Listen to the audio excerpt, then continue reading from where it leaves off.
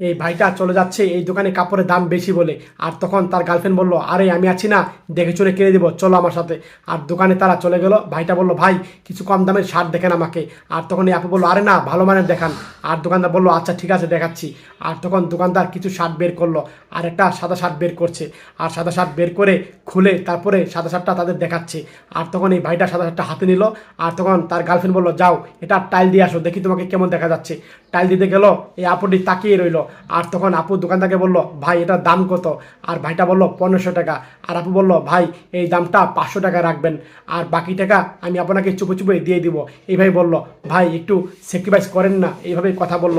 আর তখন ভাইটা বলল, আপু এইভাবে তো করা যায় না, কেউ যদি দেখে তাহলে আমার সমস্যা হবে। আপনি বললেন, দেখি আমি চেষ্টা করে দেখবো। আরে চেষ্টা করেন, আচ্ছা ঠিক আছে।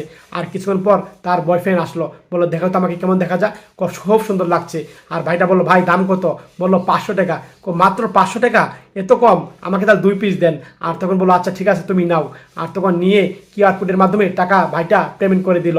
আর তখন বাকি টাকাটা তখন আপু প্যান্টের নিচে চুপ করে দিয়ে দিল। আর তখন বললো, আচ্ছা ঠিক আছে। আর তখন দেখেন বুঝতে পারলো। আর তখন বয়ফ্রেন্ডটা একটু বুঝতে পারলো না।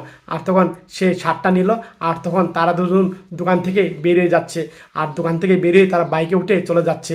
সত্যি ভাই, তাদের এত সুন্দর মধুর ভালোবাসা দেখে মনটা আমার ভরে গেল।